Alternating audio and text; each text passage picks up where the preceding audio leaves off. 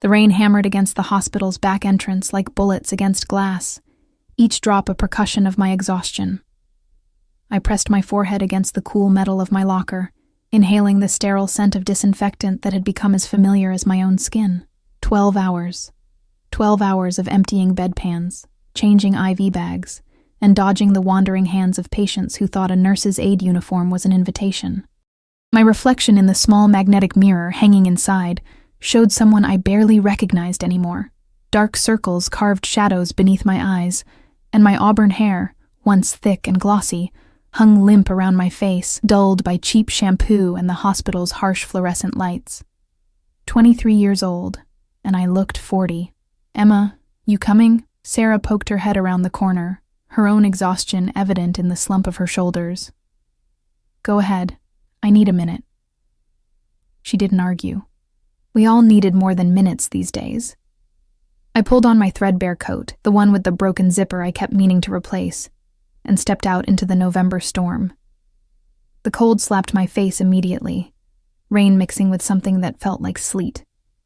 My ancient Toyota sat in the far corner of the employee lot, as far from the building as possible, because I'd arrived late this morning. Again. The walk felt endless. Water seeped through the hole in my left shoe, the one I'd been stuffing with cardboard for the past 2 weeks. My paycheck wouldn't come for another 5 days, and even then, most of it was already spoken for. Rent, the electric bill I'd been dodging, the collection agency that called 3 times a day about my mother's medical debt. I fumbled with my keys, fingers numb and clumsy. The car door groaned open, and I collapsed into the driver's seat, shivering so hard my teeth chattered. The engine turned over once, twice, then nothing, just a clicking sound that might as well have been laughter. No. No, no, no. I turned the key again. Click, click, click. I dropped my forehead against the steering wheel, willing myself not to cry. Crying was a luxury I couldn't afford. Crying meant giving up, and I'd promised myself, promised my mother before she died 6 months ago, that I wouldn't give up. The knock on my window made me jump so hard I hit my knee on the underside of the dashboard. A man stood in the rain, but somehow the storm seemed to bend around him, as if even the weather knew better than to touch him. He wore a black coat that probably cost more than my car, the fabric so fine it seemed to repel water rather than absorb it. Dark hair, meticulously styled despite the downpour. And his face. God, his face was the kind that belonged on magazine covers, all sharp angles and dangerous beauty, but it was his eyes that made my breath catch. Even through the rain-streaked window, I could see them, cold, calculating, the gray of storm clouds right before lightning strikes. He gestured for me to roll down the window. I hesitated. Every instinct screamed danger, but what choice did I have? I was stuck in a dead car in an empty parking lot with night falling fast. The manual crank protested as I lowered the window halfway. Rain immediately began to seep in. Car trouble? His voice was smooth, cultured, with an accent I couldn't quite place. European, maybe. Old money and older secrets. "Dead battery," I said, hating how small my voice sounded. "It's fine. I'll call. At this hour? In this storm?" He glanced at his watch. Sleek, silver, probably worth more than I made in a year. "The nearest tow service is 40 minutes away. Assuming they'll even come out in this weather." How did he know that? I studied him more carefully. Behind him, barely visible through the rain, sat a black SUV with tinted windows. I could make out at least 2 figures inside, both watching us. "I can give you a ride." It wasn't a question. "I don't know you." Something flickered in those gray eyes. Amusement? Annoyance? "No, you don't. I'm fine waiting. You're shivering so hard I can see it from here. Your lips are turning blue." He pulled out a phone, sleek, expensive, and spoke into it without taking his eyes off me. "Marco, bring the car around." I said I'm fine, and I'm saying you're not. The SUV's engine purred to life. "You can accept the ride, or you can sit here and develop hypothermia. Your choice." The SUV pulled up beside us, and the man opened my door before I could protest further. His hand, God, even his hand looked expensive, with perfectly manicured nails and a watch that caught the light, extended toward me. I stared at it. Every rational thought told me to refuse. Strange men in expensive cars didn't offer rides to broke nurses' aides out of kindness. There was always a price. But my teeth were chattering so hard I could barely think, and the warmth emanating from the SUV's interior was like a physical pull. I took his hand. His fingers closed around mine, warm and strong, and I felt a jolt run through me that had nothing to do with the cold. He helped me out of my car with a gentleness that seemed at odds with the predatory way he'd studied me through the window. The SUV's interior was like stepping into another world. Leather seats that probably cost more than my monthly rent, heating that immediately began to thaw my frozen limbs, and the subtle scent of expensive cologne mixed with something darker. Danger, maybe. Or power. I slid into the back seat, and he followed, settling beside me with the casual grace of someone accustomed to people moving out of his way. The driver, Marco, apparently, didn't so much as glance at me in the rearview mirror. Where to? The man's voice was closer now, intimate in the enclosed space. Maple Street. Building 4C.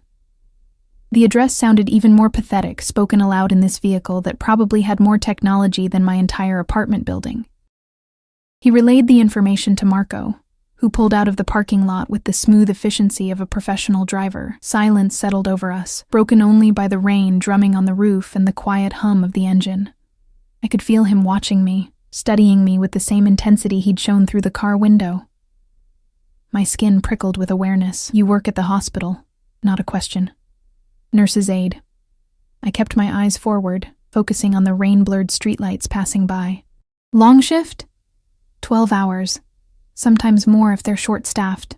Which is always. You look exhausted. I finally turned to face him, irritation cutting through my discomfort. Thanks. Every girl loves to hear that. The corner of his mouth lifted in what might have been a smile. It transformed his face from merely handsome to devastatingly beautiful. And I felt something in my stomach flip.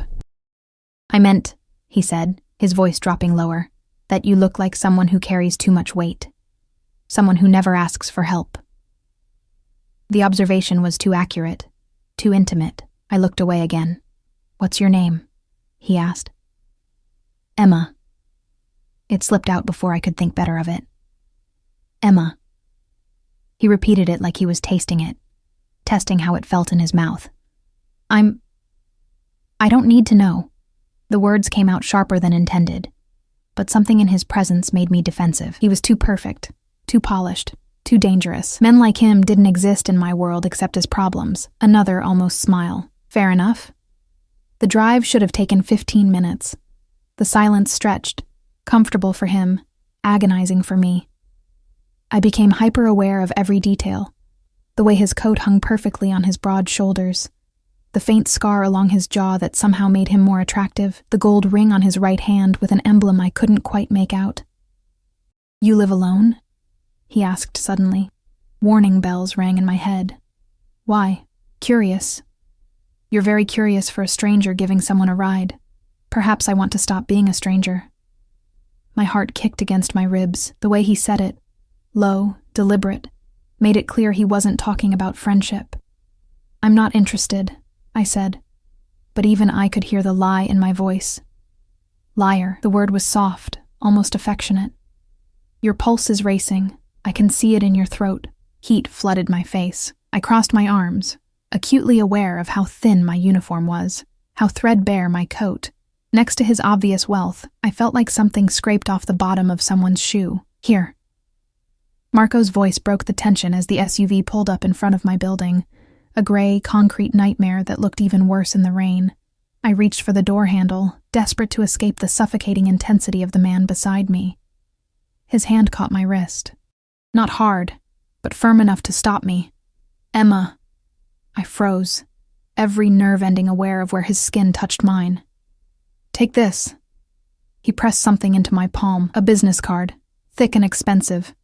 No name, just a phone number embossed in silver, in case your car needs more than a jump start. I should have refused, should have thrown it back at him and run into my building without looking back. Instead, I closed my fingers around it. Thank you for the ride. It was my pleasure. The way he said pleasure made it sound obscene. I practically threw myself out of the SUV, rain immediately soaking through my coat again. I didn't look back as I ran for the building's entrance, fumbling with my keys, heart pounding so hard I thought it might burst through my chest. Inside, I leaned against the wall of the dingy lobby, catching my breath. The business card felt like it was burning a hole in my palm. This was stupid. Dangerous. He was clearly someone important, someone powerful, someone way out of my league. Nothing good could come from whatever interest he'd shown. I should throw the card away. I climbed the 4 flights to my apartment. The elevator had been broken for months, and let myself into the tiny studio that constituted my entire world.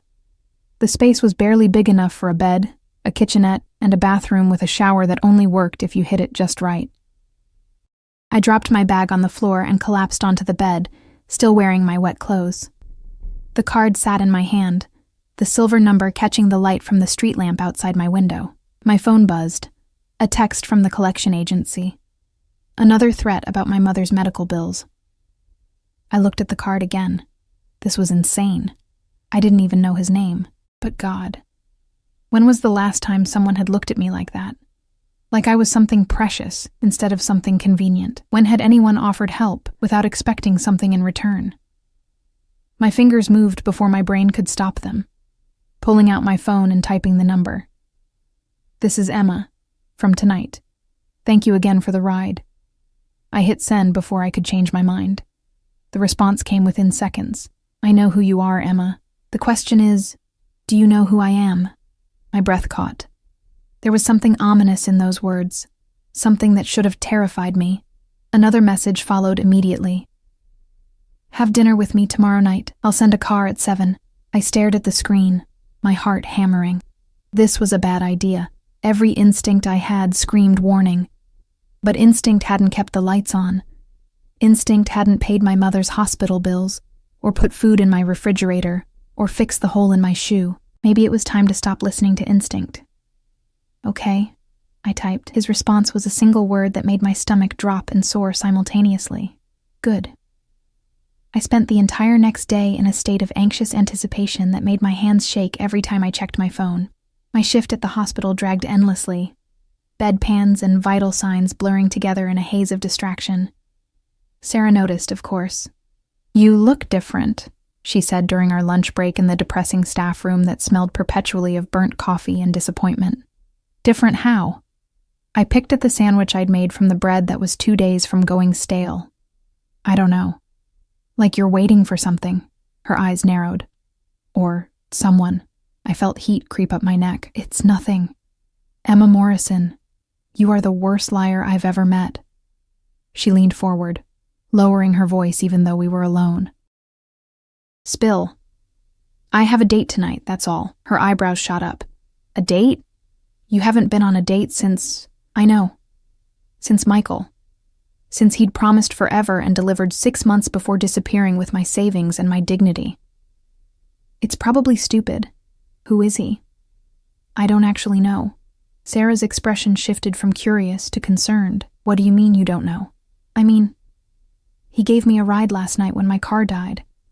He was... different. And now we're having dinner. Emma, that's insane. He could be anyone. A serial killer. A chance, I interrupted, surprising myself with the firmness in my voice. He could be a chance at something different, even if it's just for one night.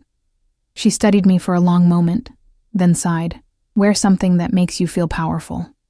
And text me every hour or I'm calling the police. At 6:30, I stood in front of my tiny closet, staring at the pathetic collection of clothes that represented my entire wardrobe. I owned exactly 3 dresses, all purchased from thrift stores.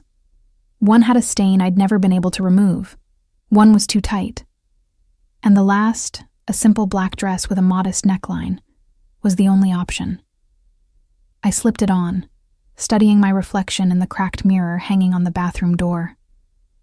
The dress hugged curves I'd forgotten I had, but it was also obviously cheap. The fabric was thin, the hem slightly uneven. Next to whatever designer perfection he probably expected, I'd look like a child playing dress-up. My phone buzzed at precisely 7 o'clock. The car is downstairs. I grabbed my coat. the same threadbare one from last night, and made my way down the 4 flights of stairs on shaking legs. What was I doing? This was madness. I should turn around, text him some excuse, hide in my apartment until this moment of insanity passed. But I didn't. The SUV waited at the curb, sleek and black and utterly out of place on my shabby street. Marco stood beside the rear door, his expression carefully neutral as he opened it for me. "Good evening, Miss Morrison." The use of my last name sent a chill through me. I hadn't told them my last name.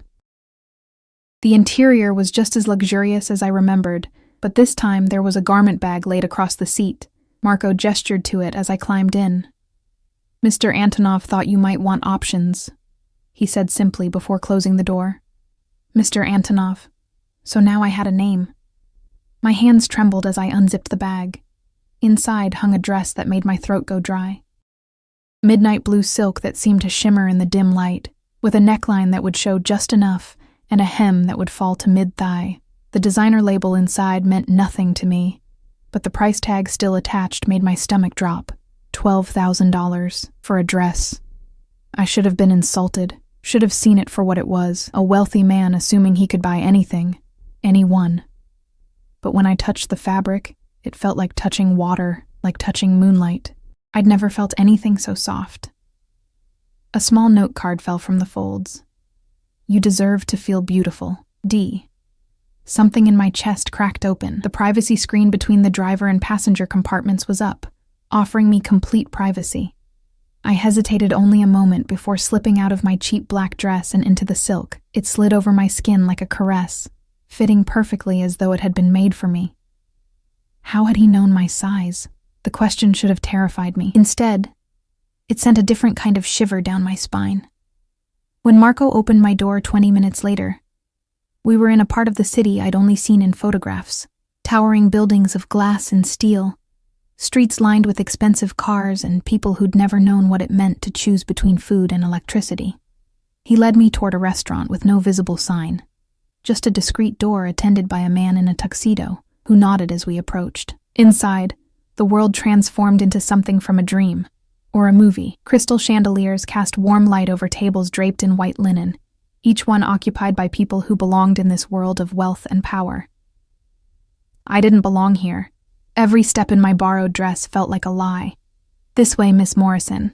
A hostess appeared, her smile professional and cold. She led me through the main dining room, past tables where conversation stopped, and heads turned to watch me pass. I felt their judgment like physical touches, assessing, dismissing. We climbed a curved staircase to a second floor I hadn't known existed. Here, the lighting was softer, the tables fewer and farther apart. The hostess stopped at a door at the far end of the hallway and knocked once before opening it. The private dining room beyond stole my breath. Floor-to-ceiling windows overlooked the city, the lights sprawling out like scattered diamonds. A single table sat in the center, set for 2 with more silverware than I knew what to do with.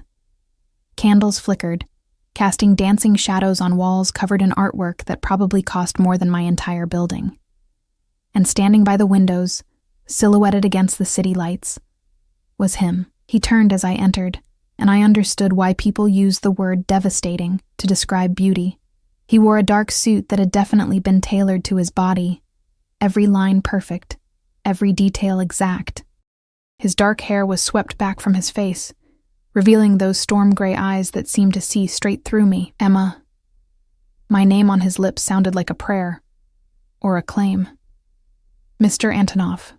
I was proud that my voice didn't shake. Dmitri. He moved toward me with the grace of a predator, each step measured and purposeful. "And you look exquisite." Heat flooded my face. "The dress is... it's too much. I can't accept it's a gift." He was close now, close enough that I could smell his cologne, something dark and expensive that made my head swim. I don't expect anything in return. Everyone expects something in return. His eyes darkened. Perhaps, but not tonight. He pulled out my chair with old-world courtesy that felt practiced, automatic. I sat, hyper-aware of the silk sliding against my skin, of his hands briefly touching my shoulders as he pushed the chair in. When he took his seat across from me, I finally found my voice. How did you know my last name? My size? A slight smile played at his lips.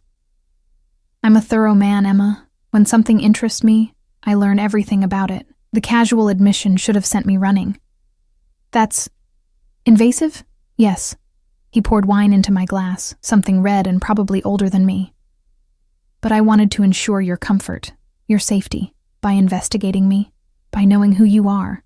He leaned back, studying me with that unnerving intensity. Emma Grace Morrison, 23 years old, orphaned 6 months ago when your mother lost her battle with cancer. Currently working as a nurse's aide at St. Catherine's Hospital, 3 shifts a week when they can afford to schedule you, 4 when they can't. You live alone in a studio apartment in a building with 17 code violations. Stop! My hands clenched in my lap. Just stop. You asked. I asked how you knew my size. Not for you to recite my entire pathetic life. Something shifted in his expression. He leaned forward, elbows on the table, the candlelight catching the gold of his ring. There is nothing pathetic about survival, Emma.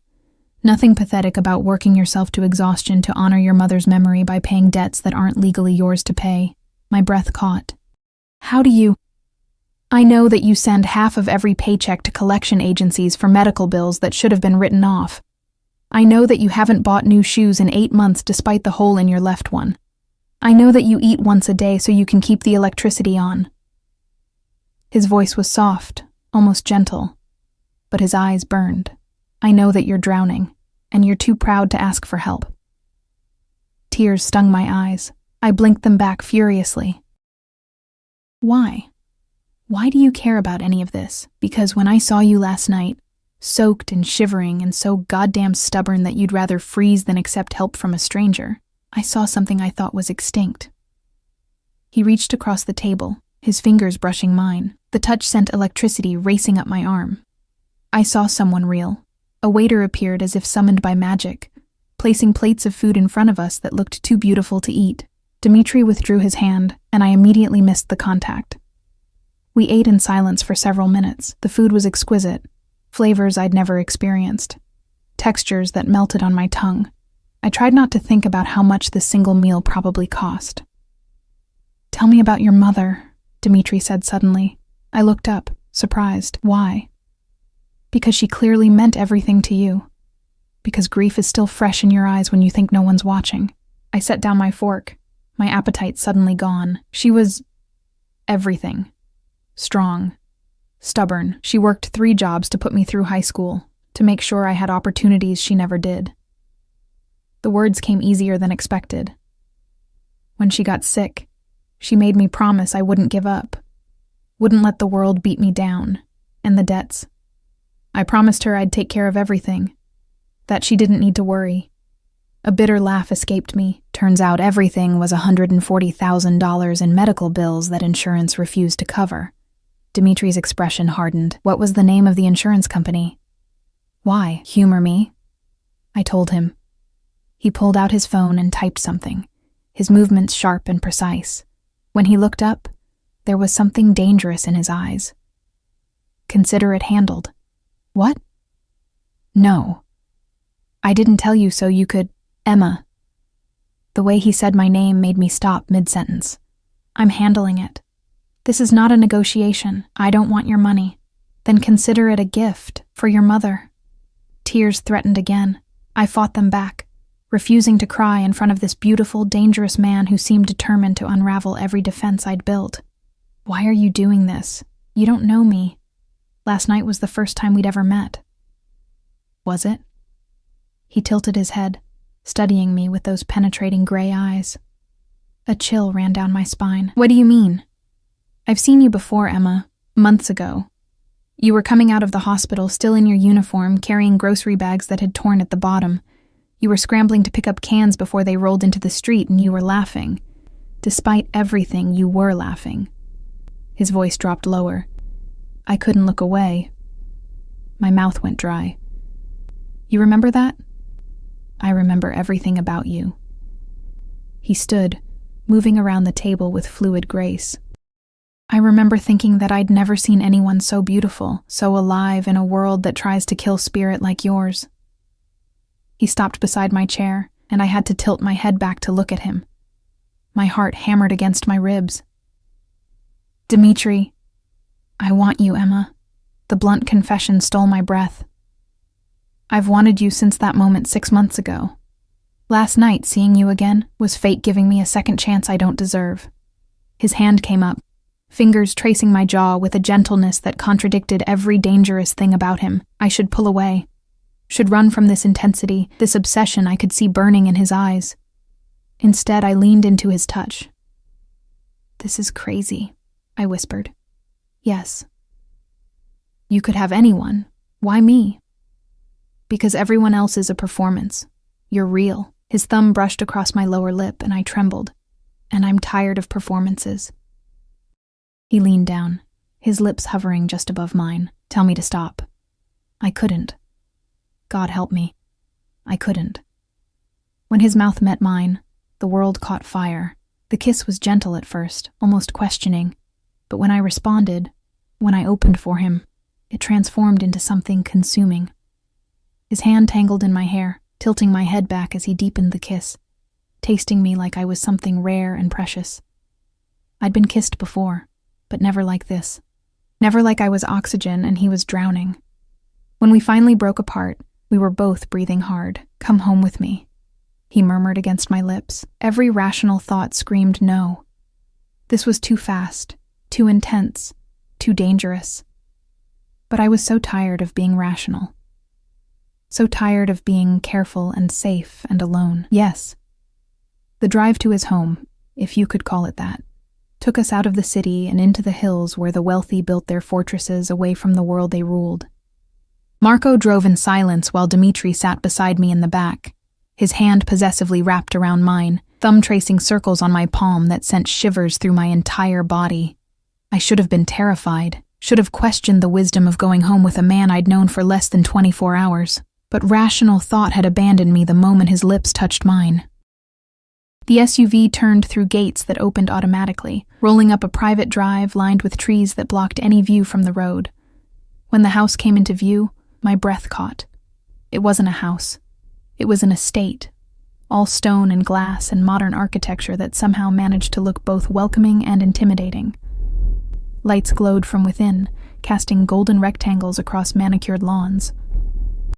I counted at least 3 other vehicles parked in the circular drive, all black, all expensive. "You live here alone?" The question escaped before I could stop it. "I have security. Staff." His voice was casual, but there was an edge to it. "But my private quarters are exactly that. Private." Marco opened my door, and Dimitri helped me out with the same careful courtesy he'd shown at the restaurant. 2 men in dark suits stood near the entrance, their postures alert, eyes scanning constantly. They nodded respectfully as we approached, but I noticed how their gazes lingered on me, assessing, cataloging. Inside was even more impressive. Marble floors, artwork that belonged in museums, and a sweeping staircase that curved up to a second floor, but Dimitri didn't give me time to gawk. His hand pressed against the small of my back, guiding me past the public spaces toward a private elevator hidden behind a panel that blended seamlessly with the wall. "This goes directly to my quarters," he explained, pressing his palm against a scanner. The doors slid open with a soft whisper. "No one has access without my explicit permission." We stepped inside, and the moment the doors closed, the air between us changed. Charged. Dimitri turned to me, and the hunger in his eyes made my knees weak. "Last chance, Emma." His voice was rough. "If you want to leave, tell me now. Because once I have you, I won't want to let you go." The warning should have sent me running. Instead, it sent heat pooling low in my belly. "I'm not leaving." Something predatory flashed across his face. He backed me against the elevator wall, his body caging mine, hands braced on either side of my head. "Do you understand what you're agreeing to?" "No," I admitted breathlessly, "but I want to find out." His mouth crashed down on mine. And this kiss was nothing like the one at the restaurant. This was claiming, possessing, a storm of need that left me gasping. His hands were everywhere, tangling in my hair, sliding down my sides, gripping my hips and pulling me against him so I could feel exactly how much he wanted me. The elevator dinged, doors opening, but neither of us moved for a long moment. When he finally pulled back, his eyes were almost black with desire. Bedroom. Now. He led me through a living space that was all clean lines and expensive taste, but I barely registered any of it. My entire focus was on the man whose hand gripped mine like a lifeline, who looked at me like I was something he'd been searching for his entire life. His bedroom was massive, all dark wood and charcoal gray, with floor-to-ceiling windows that overlooked the city lights far below. A king-sized bed dominated the space, covered in what looked like silk sheets. Dmitri released my hand and moved to pour 2 glasses of amber liquid from a crystal decanter. He handed me one, our fingers brushing in the exchange. Drink. You're shaking. I was.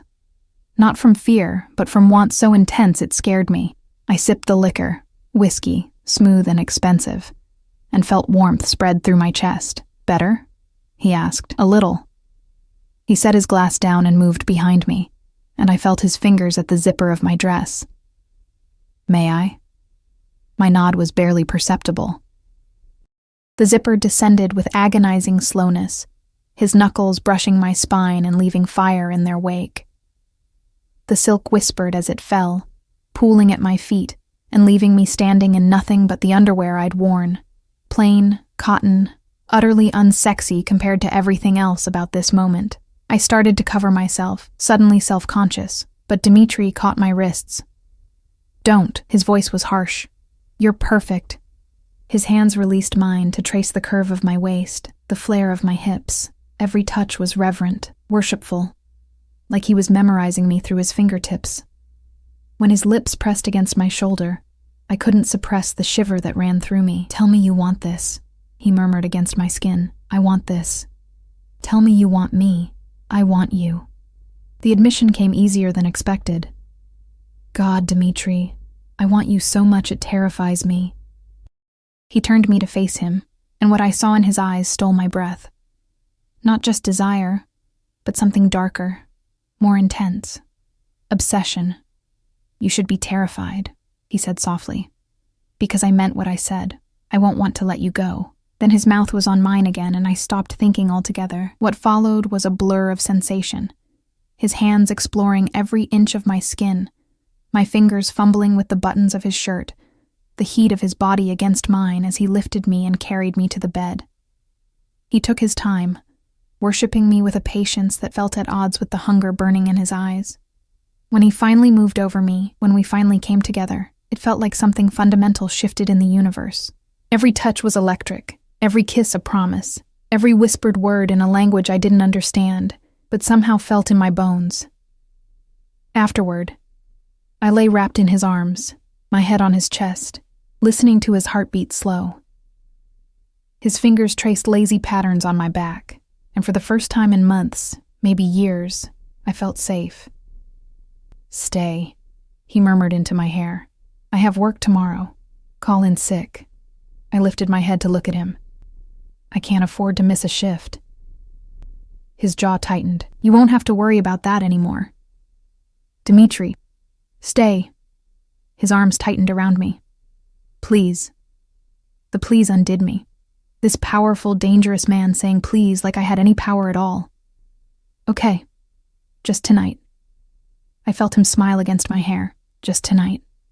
But we both knew it was a lie. I woke to sunlight streaming through windows and the realization that I was alone in the massive bed. Panic seized me for a moment before I heard water running in what must be the bathroom. I sat up, pulling the sheet around me, and took in my surroundings with clearer eyes. The room was impeccably decorated but strangely impersonal. No photographs, no personal items beyond the expensive watch on the nightstand, and a phone that buzzed constantly. The water shut off, and Dmitri emerged wearing nothing but a towel slung low on his hips. Water droplets traced paths down his chest, and I noticed for the first time the scars. Thin, precise lines that spoke of violence, on his ribs, across his shoulder. One along his abdomen that looked like it had nearly killed him. He caught me staring. Occupational hazards. What do you do? The question I should have asked yesterday. He moved to the closet, pulling out clothes with economical movements. I manage various business interests. That's not an answer. No.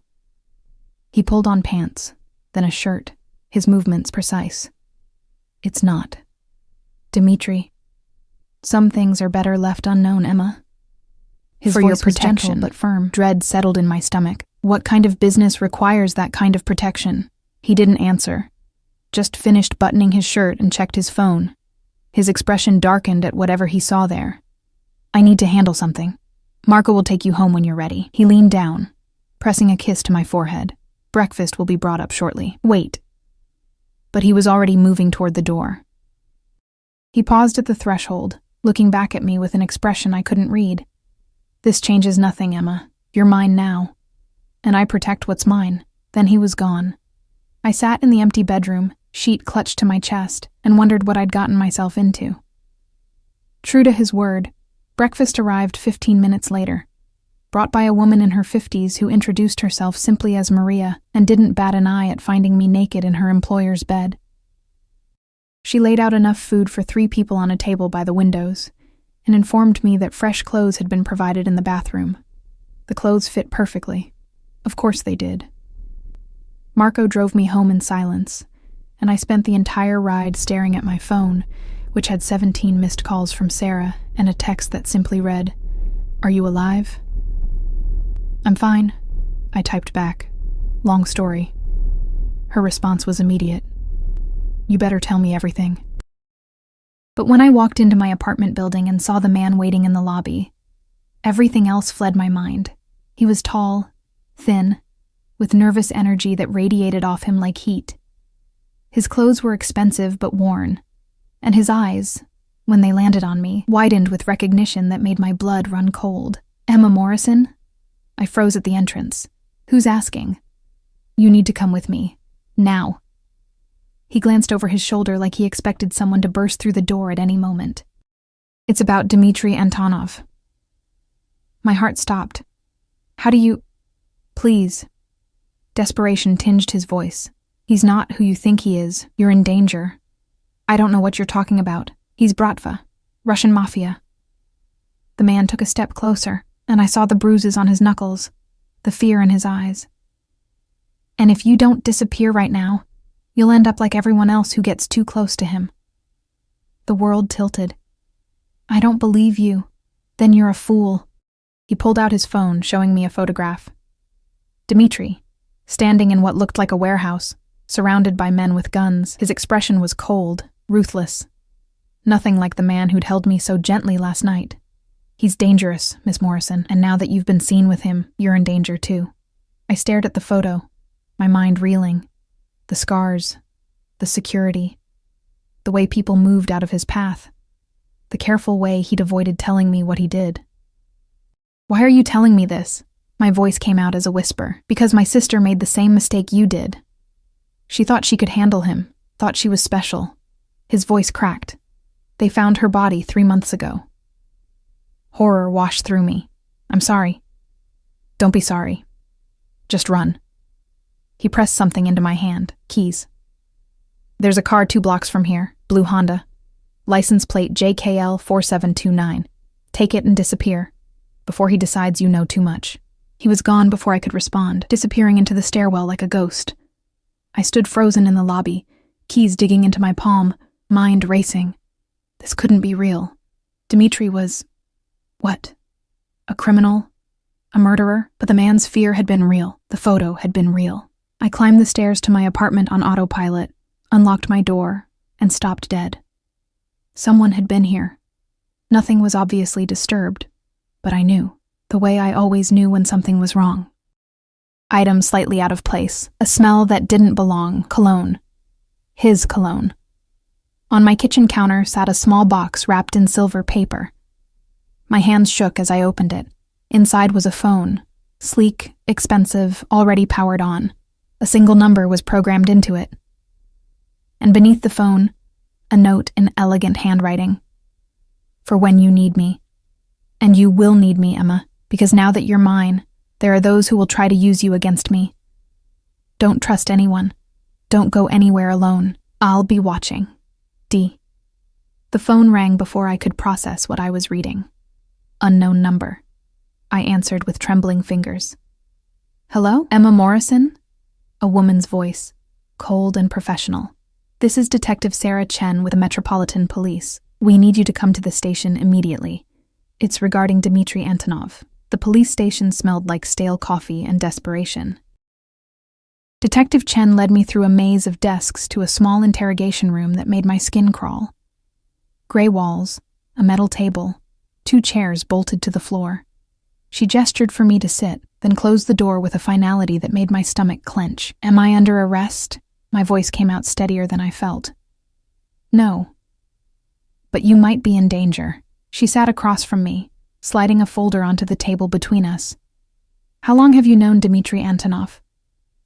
2 days. It felt like a lifetime, and no time at all. Her eyebrows rose. 2 days, and you're already spending nights at his estate? Heat flooded my face. "How do you—" "We've been watching him for 18 months, Miss Morrison. We know everyone who goes in and out of his property." She opened the folder, revealing photographs that made my blood run cold. Dmitry at what looked like business meetings with men whose faces were hard and scarred. Dmitry climbing into cars with tinted windows. Dmitry shaking hands with someone the caption identified as a known arms dealer. "He's the head of the Antonov Bratva, one of the most powerful Russian organized crime syndicates on the East Coast. Drugs, weapons, extortion, human trafficking." She tapped one photo. "This man? Found dead 3 weeks after this picture was taken. This one? Disappeared. This one?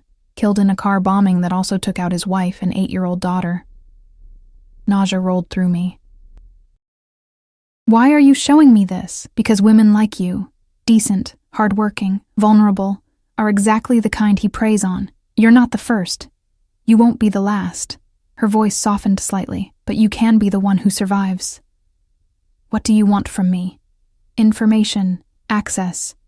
You're already in his bed, Miss Morrison. That gives you opportunities we don't have." She leaned forward. "Help us bring him down, and we'll protect you. We'll relocate you. Give you a new identity. Make sure you're safe." I stared at her, my mind racing. Everything she was saying aligned with what the man in my lobby had told me. The scars. The security. The careful evasion when I asked about his work. But I also remembered his gentleness. The way he'd looked at me like I was precious.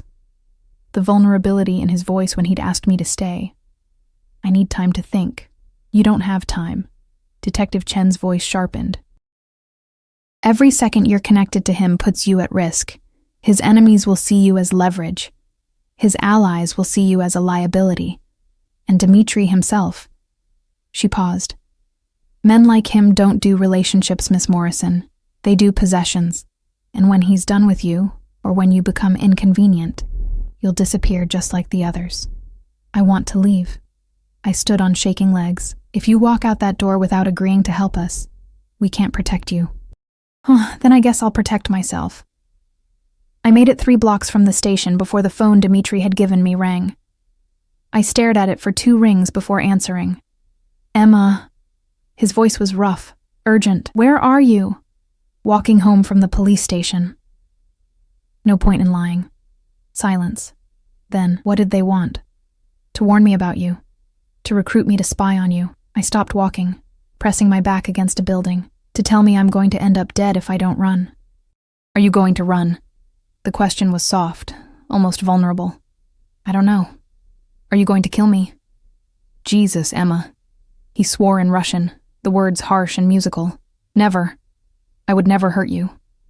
"But you hurt other people." It wasn't a question. Another pause. "Yes." The admission should have terrified me. Instead, I felt an odd sense of relief at his honesty. "I need to see you," he said. "Face to face. There are things you need to understand. I'm not coming back to your house. Then I'll come to you. 10 minutes. He hung up before I could protest. I made it back to my apartment in 8 minutes, my mind whirling. I should run. Should take the stranger's keys and disappear like he'd suggested. Should accept Detective Chen's offer of protection. But I did none of those things. Instead, I paced my tiny apartment, waiting for a man who terrified and attracted me in equal measure. The knock came exactly 10 minutes after he'd hung up. I opened the door to find Dmitry alone. No Marco, no security detail. Just him in dark jeans and a leather jacket that made him look younger, more dangerous. You came alone. I stepped back to let him enter. I told you. You're safe with me. He moved into my apartment, looking absurdly large in the cramped space. His eyes scanned everything, the peeling paint, the ancient appliances, the mattress on the floor that served as my bed. Say what you came to say. I crossed my arms, meeting the barrier. He turned to face me, and the raw emotion in his eyes made my breath catch. Everything they told you is true. I am Bratva. I do terrible things to terrible people.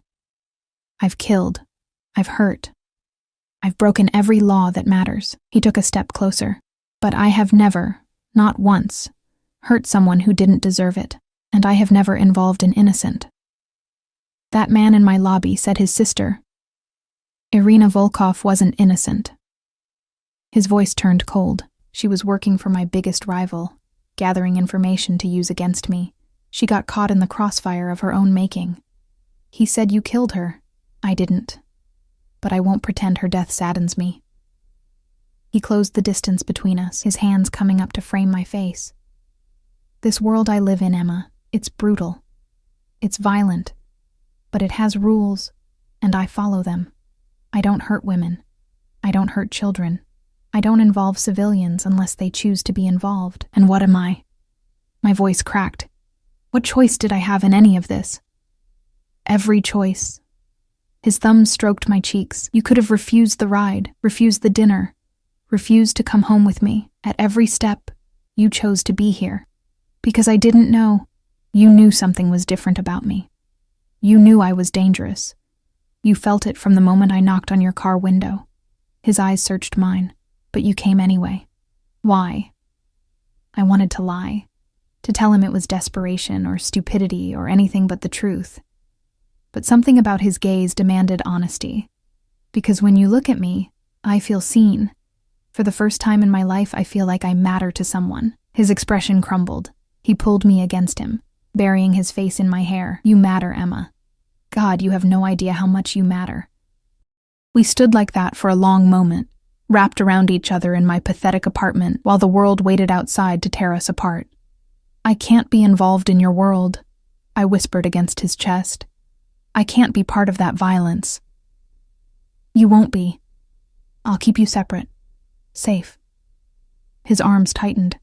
But I need you to understand something. Now that my enemies know about you, they'll try to use you against me. That's not a threat. That's reality. I pulled back to look at him. So what do? You let me protect you. You trust that I know how to keep you safe. His hand came up to cup my face again. And you decide if what we have is worth the risk. Before I could answer, his phone buzzed. He checked it, and his entire demeanor changed, shoulders tensing, jaw clenching, eyes going cold and hard. What is it? Stay here. Lock the door. Don't open it for anyone but me. He was already moving toward the door. Dmitri, wait! He turned back, pulled me into a bruising kiss, then released me just as abruptly. I'll explain everything, I promise. But right now, I need to handle something. Is it about me? About the police? It's about someone who thinks they can take what's mine. The predatory look in his eyes made me shiver. They're about to learn otherwise. He left, and I locked the door behind him with shaking hands. I lasted 20 minutes before curiosity and worry won out over caution. I grabbed my coat and headed out, ignoring the voice in my head screaming that this was stupid. The blue Honda was where the stranger said it would be. The keys worked. I sat in the driver's seat, hands on the wheel, heart pounding. I could leave. Right now. Drive away from Dmitri and his dangerous world and never look back, but even as I thought it, I knew I wouldn't. Instead, I drove toward his estate, toward the danger, toward the man who'd somehow become essential to me in less than 48 hours. The gates were open when I arrived. Never a good sign. I parked outside and approached on foot, my heart in my throat. Voices carried from inside, raised in anger. Russian phrases I couldn't understand punctuated by English words that made my blood run cold. Betrayal, punishment, example. I should have left. Should have run back to the car and disappeared like everyone kept telling me to. But then I heard Dmitri's voice, cold and controlled and absolutely terrifying. "You touched what's mine. There are consequences." A gunshot cracked through the air. I ran. I burst through the entrance to find a scene from a nightmare. Dmitri stood in the center of his pristine living room, gun in hand, surrounded by his security team. On the floor, bleeding from the shoulder, was the man from my lobby, the one who'd warned me to run, Emma. Dmitri's voice was flat, emotionless. "I told you to stay home. You shot him." I couldn't look away from the blood spreading across the marble floor. "He broke into your apartment, planted listening devices, tried to turn you against me." Dmitri's eyes were like ice. "He's lucky I only shot his shoulder." The wounded man laughed, the sound wet and pained. "She'll never be safe with you, Antonov. They'll keep coming. They'll use her until there's nothing left." Dmitri moved faster than I could follow. The gun pressed against the man's temple. "Say one more word about her, and I'll forget my rules about quick deaths." "Stop!" My voice cracked. "Please, just stop." Dmitri's finger was on the trigger. The man was seconds from death, and I was the only thing standing between them. "He's not worth it," I said, forcing my voice steady. "He's already beaten. You've already won." For a long moment, nothing moved. Then, slowly, Dmitri lowered the gun. "Get him out of my sight," he told his men. "Make sure he understands what happens if he comes near her again." They dragged the man away, leaving a trail of blood across the perfect floors. Dmitri turned to me, and the transformation was shocking. The cold killer melted away, replaced by something raw and desperate. "You shouldn't be here. I know. You should have run when you had the chance." "I know." He crossed the distance between us, his hands shaking as they came up to cup my face. "Why didn't you?" I looked into his eyes, storm gray and filled with something that looked like anguish, and told him the truth that terrified me more than any gun, "Because I think I'm falling in love with you." His kiss was desperate, claiming, a brand that marked me as his in ways that had nothing to do with possession and everything to do with surrender. When we broke apart, both breathing hard, he pressed his forehead to mine. "Then God help us both, Emma, because I fell the moment I saw you laughing in the rain." Outside, sirens began to wail in the distance. "We need to leave," one of his men said from the doorway. "The police are coming." Dmitri looked at me, and in his eyes, I saw the question he was too afraid to ask. I took his hand. "Where you go, I go." We didn't go back to his estate. Instead, Marco drove us to a penthouse in the heart of the city. One of what I was learning were many properties Dmitri owned. Safe houses, he called them. Places his enemies didn't know about. The sirens faded behind us as we climbed to the top floor, Dmitri's hand never leaving mine. His security team fanned out, checking rooms, securing exits. I watched it all in a daze, still processing the blood, the gun, the casual violence I'd witnessed. "Emma." Dmitri's voice pulled me back. We were alone now in a living room decorated in shades of gray and chrome. "Talk to me." I don't know what to say. I sank onto the sofa, suddenly exhausted. 6 hours ago, I was a nurse's aide with debt and no future. Now I'm... What? A mob boss's girlfriend? An accessory to attempted murder? He knelt in front of me, his hands on my knees. "You're not an accessory to anything. That man, Alexei Volkov, he's been trying to get to me for months. His sister's death was her own fault, but he blames me. When he found out about you, his jaw clenched. He was going to hurt you to hurt me. So you shot him. I would have done worse if you hadn't stopped me." His eyes met mine, unflinching. "I won't apologize for protecting you, Emma. That's not who I am." I know. And terrifyingly, I did know. I understood on some fundamental level that this was his world. These were his rules. And if I was going to be in his life, I had to accept that. What happens now? Now, we wait. The police will investigate, but they won't find anything. I own half the precinct, and the other half knows better than to push. He stood, pulling me up with him. "But there's something else we need to discuss." Dread settled in my stomach. "What?" He reached into his jacket and pulled out a small box. For one insane moment, I thought he was going to propose. Instead, when he opened it, I saw a pregnancy test. My heart stopped. What is that for? We didn't use protection last night. His voice was carefully neutral. I need to know if there are consequences. The words hit me like a physical blow. Consequences. As if a child would be a problem to be dealt with rather than a life. I'm on birth control, I said, the lie coming automatically. I hadn't been able to afford my prescription for 3 months, but he didn't need to know that. His eyes narrowed. Don't lie to me, Emma. I had your medical records checked. Your prescription lapsed 92 days ago. Rage flooded through me, hot and cleansing. You had my medical records checked? That's illegal. That's necessary. He set the box on the table between us. Take the test, please. And if I'm pregnant, what then? You'll make it another problem to handle? Pay me off and send me away? His expression shifted, something dark and possessive flashing in his eyes. If you're carrying my child, Emma, you're not going anywhere. Ever. The certainty in his voice should have terrified me. Instead, it sent a different kind of shiver down my spine. That's insane. You can't just keep me. Watch me. He moved closer, backing me against the window. You think I'd let you walk away with my baby? Let some other man raise my child while I watch from a distance? His hand came up to rest on my stomach, the touch gentle despite the steel in his voice. If you're pregnant, you're mine. Completely. No debate. You can't force me. I won't have to. Because despite your protests, despite your fear, you want to stay. You want to belong to someone who sees you, who values you, who would burn the world down to keep you safe. His other hand cupped my face. Take the test. Prove me wrong. My hands shook as I took the box. I wanted to throw it back at him, to rail against his arrogance, his possessiveness, his absolute certainty that he knew what I wanted. But he was right. God help me, he was right. I locked myself in the bathroom and took the test with trembling hands. 3 minutes. The box said to wait 3 minutes.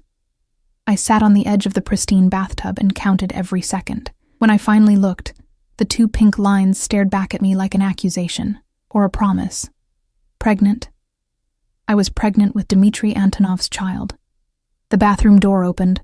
I'd forgotten to lock it, and Dmitry stood in the doorway. His eyes found the test in my hand, and I watched something transform in his face. The cold, dangerous mob boss melted away, replaced by something raw and overwhelming. Emma. He crossed the space between us in 2 strides, dropping to his knees in front of me. His hands came up to cup my stomach again, this time with a reverence that made my eyes sting. My baby. You're carrying my baby. I don't know if I can do this. The admission tore out of me. I don't know if I can be with someone who solves problems with guns, who lives in a world where people get shot for revenge, where our child would grow up surrounded by violence. Our child will grow up protected, loved, wanting for nothing. His forehead pressed against my stomach, his voice muffled. I know I'm not a good man, Emma. I know I've done terrible things, but I would die before I let any harm come to you or this baby. Tears spilled down my cheeks. What kind of life is that? Always looking over your shoulder, always afraid. Then I'll leave. The words were so quiet I almost didn't hear them. I stared down at him. What? He looked up, and the emotion in his eyes nearly undid me. If being with me puts you in danger, if it means our child grows up afraid, then I'll leave. I'll disappear. I'll send you money, make sure you're taken care of, but I'll stay away. His voice cracked. I'll give you up if that's what keeps you safe. You don't mean that. I've never meant anything more. His hands tightened on my hips. But before I do, I'm begging you to give me a chance. Let me prove that I can keep you safe, that I can be the man you need me to be. I looked down at this powerful, dangerous man kneeling before me, offering to give up everything for my safety, and felt something shift in my chest.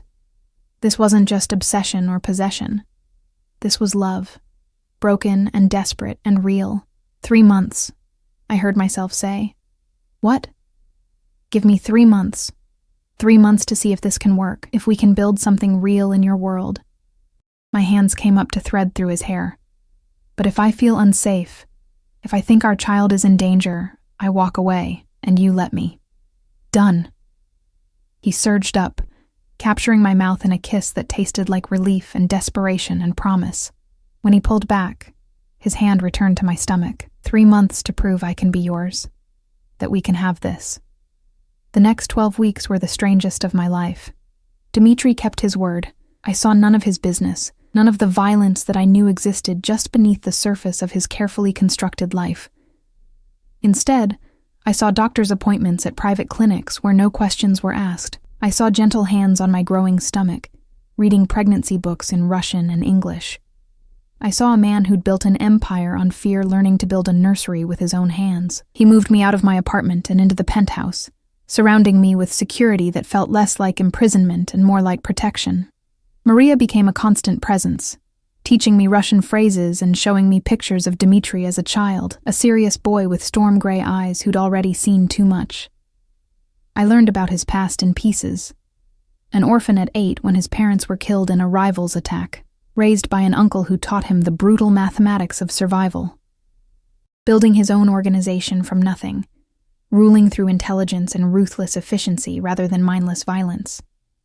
"I'm not a good man," he told me one night as we lay in bed, his hand splayed across my stomach where our baby grew. "But I'm trying to be better, for you, for our child." Sarah visited once, her eyes wide as she took in the penthouse, the security, the evidence of wealth beyond anything we'd imagined. "Are you happy?" she asked when we were alone. I thought about it, really thought about it. About morning sickness while Dmitri held my hair back, about falling asleep to Russian lullabies he sang off-key, about the way he looked at me like I was the center of his universe. "Yes," I said, "I think I am." But happiness in Dmitri's world came with a price. 2 months into our arrangement, I woke to find him gone, and Marco standing guard outside our bedroom door. "Where is he?" "Handling business, Miss Morrison. He'll be back soon." But soon turned into hours, and hours into a full day. My calls went to voicemail, my texts unanswered. When he finally came home at 2 a.m, there was blood on his shirt, and a hardness in his eyes I hadn't seen since the night he shot Alexei. "Don't ask," he said when he saw me waiting. "Please, Emma, don't ask." But I didn't have to ask. I could see it in the set of his shoulders, the way his hands shook slightly as he poured himself a drink. Someone had died tonight, maybe multiple someones. "Is it over?" My voice was quiet. "For now." "And next time?" "There's always a next time." He drained his glass, poured another. "This is my world, Emma. This is what I am." I crossed the room and took the glass from his hand, setting it aside. Then I pulled him down to me, wrapping my arms around him despite the blood, despite the violence he'd committed, despite everything. Then we handle it together. His arms came around me, holding me so tight I could barely breathe. "I don't deserve you. Probably not." I pulled back to look at him. "But you're stuck with me anyway." 3 months to the day after I'd taken that pregnancy test, Dmitri took me back to the restaurant where we'd had our first date. The same private room, the same view of the city lights, but everything else had changed. I was 4 months pregnant now, my stomach just beginning to show beneath the designer dress he'd insisted I wear. We'd survived attempts by rivals to use me as leverage, survived Detective Chen's increasing pressure to turn informant, survived the constant fear that came with loving a dangerous man. "I have something for you," Dmitri said, as dessert was cleared away. He pulled out a velvet box, and this time when he opened it, I saw a ring.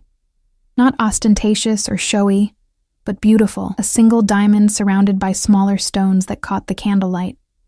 "I know I don't deserve you," he said, his voice rougher than usual. "I know I'm not the man you should have chosen, but you're mine, Emma, you and our baby, and I want the world to know it." He dropped to one knee beside my chair. "Marry me. Make me the luckiest bastard alive." I should have asked for more time, should have demanded guarantees he couldn't give, should have been practical and cautious and smart. Instead, I said yes. The ring slid onto my finger, a perfect fit, and Dmitri pulled me into his arms like he'd never let go. And maybe he wouldn't. Maybe this obsessive, possessive, dangerous love was exactly what we both needed. "I love you," he whispered against my hair. "I'll love you until I draw my last breath." "I love you too." The words came easier now, even though you're absolutely insane. His laugh was warm against my skin. Sanity is overrated. 6 months later, I gave birth to a daughter with storm-gray eyes and a grip that could already wrap Dmitri around her tiny finger. He held her with the same reverence he'd shown my stomach that first night. This powerful man reduced to trembling awe by 7 pounds of screaming infant. "Katerina," he murmured, tracing her perfect features. After my mother, I watched him with our daughter and knew that whatever came next, whatever violence or danger or chaos his world threw at us, we would face it together. This broken, dangerous, perfect family we'd built from nothing. Detective Chen came to the hospital, her expression carefully neutral as she studied the baby sleeping in my arms. "Last chance to cooperate," she said quietly, "to get out before it's too late." I looked at Dmitri standing guard by the window, then at our daughter, then back at Chen. "I'm exactly where I'm supposed to be." She left without another word. 2 years later, I stood in the nursery of our actual home. Not a penthouse or safe house, but a real home in the countryside where Katerina could grow up with space to run, and watched my husband teaching our daughter to say Papa in Russian. The violence hadn't stopped. His enemies hadn't disappeared. But Dmitri had kept his promise. Our daughter knew nothing of her father's world except his love. I knew nothing except what I chose to see. Was it perfect? No. Was it safe? Probably not. Was it the life I'd imagined for myself that rainy night when my car broke down? Not even close. But when Dmitri looked up and saw me watching, when he smiled, that rare, genuine smile reserved only for us, when he crossed the room and pulled me into his arms with Katerina between us, I knew I wouldn't change a single moment. I'd slept with the Mafia boss and run straight into the life I was always meant to live. And I'd do it again in a heartbeat.